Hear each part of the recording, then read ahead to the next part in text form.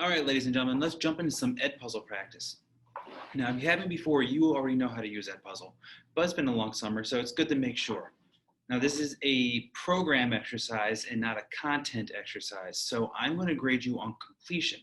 So you can get all the answers wrong, and as long as you answered them, you got it right. And I just want to make sure that you know how to find this video that we're in now, that you know how to play the video, that you know how to get to the questions and know how to answer those questions and make sure that I can get those answers so that I can grade. And I want to make sure that the communication back and forth is happening. That's what this is for. So I'm not going to focus on new information. We're going to use this as a review for some old important bio information. So let's jump into this bio review. All right, as you should recall, this is a cell. We got the nucleus and the rough endoplasmic reticulum, Golgi apparatus, cell membrane, all the ribosomes floating around. All right, so what we're going to talk about is how to make a protein. And I will do this as quickly as I possibly can. I did this in like multiple chapters. I'm going to try to do it in one video. So inside the nucleus, we have all of your DNA, and something special is happening to that DNA right now. It is getting opened up, and your body is making a copy of that DNA using RNA. So see how C, A, T, T, C, A, okay, U, because RNA doesn't have T's. But otherwise, it's the same code. That code, that RNA code, is now leaving the nucleus and going over here to this endoplasmic reticulum. And on it are all these little dots, the ribosomes. What's the ribosome do? Oh, I'm sure you remember. The ribosome makes proteins. And that's what we're seeing happen here. This red RNA leaves the nucleus, makes it to this pink thing here, that's your ribosome, and it's in there with the code. As long as this code is made correctly, then these yellow guys, the tRNA, can line up in the correct order because they're basing off the code. And if the yellow guys are in the right order, then these amino acids will be in the right order. And that's what a protein is. All the amino acids in the correct order.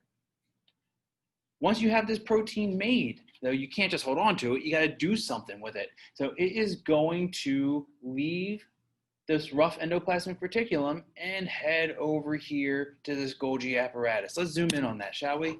Here it is, rough endoplasmic reticulum, Golgi apparatus. So it is going to be put into a kind of bubble that we call a vesicle. And this vesicle is made out of lipids. It's made out of the same stuff as the cell membrane. When it gets to the Golgi apparatus, it is going to be put into a thicker vesicle, a fattier one, where it can be connected better to the cell membrane. So it can open up, as shown here. This is the vesicle opening, and all of those proteins are now leaving. See that again? This is a vesicle full of those now made proteins. The vesicle is made out of the same thing as the cell membrane. So they attach and open and let everything out.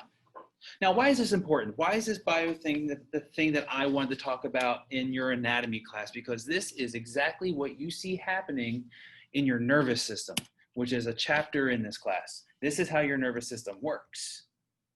So let's zoom in.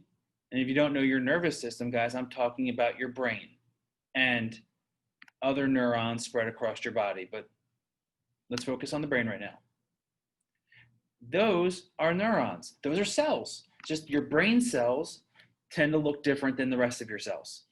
They have other pieces to them. We'll worry about that later. Zooming in, we are zooming in where two of these cells communicate with each other.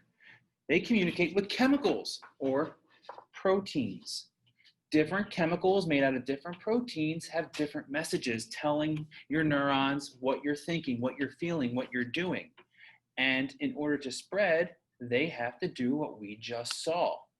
Those vesicles coming in full of these proteins, we call these chemicals neurotransmitters. Or you may have heard the word hormones. The same thing. They're just chemicals made of proteins. And these vesicles attach to the membrane, open up, and allow the hormones to come out. So zoom in to get a better picture of that. Here is the vesicle. You see the phospholipid bilayer, one layer of lipids, another layer of lipids, and all of the proteins, the protein-based hormones inside.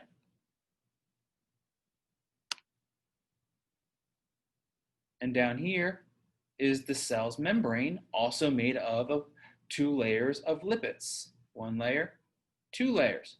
They're made out of the same thing, so they're going to connect very easily to open up and let all of those hormones, those protein-based hormones, out. And that is how all of these neurons are communicating with each other. By using vesicles, push hormones out and into the next neuron.